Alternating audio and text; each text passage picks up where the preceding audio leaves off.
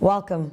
My name is Khagole Motlotsi, and today on the hot seat, I'll be speaking to Chief Director for Price Statistics, Patrick Kelly, who'll be speaking about the Consumer Price Index for June 2017.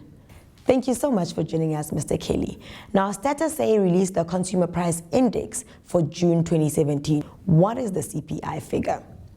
Headline inflation dropped to 5.1% in June. That was from the 5.4% we recorded in May. The drop was really on the back of flat food inflation and also a drop in petrol prices in June. All right. What were the main contributors to inflation in June? And were there any other interesting price changes? Well, the overall slowdown in food inflation actually masks a divergence in some of the price changes that we see in the different categories.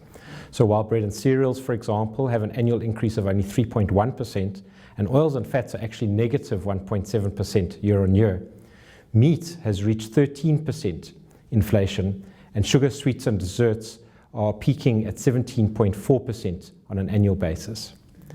Hot beverages is also something to watch. This climbed 1.6% between May and June this year and is now standing at 9.7% on an annual basis. Coffee beans and filter coffee prices rose 4.3%, rooibos tea 2.9% between May and June.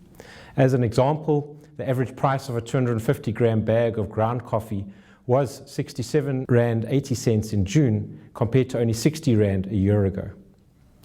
The difference in inflation rates really reflects the time taken by different food groups to respond to the improvement in weather conditions following the drought that we had last year.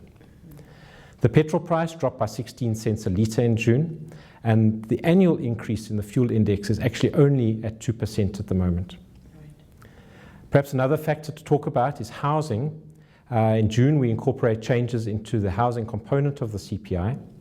Both rented and owner-occupied housing costs make up some 17% of the total CPI weight, which is really the biggest single component in the entire CPI.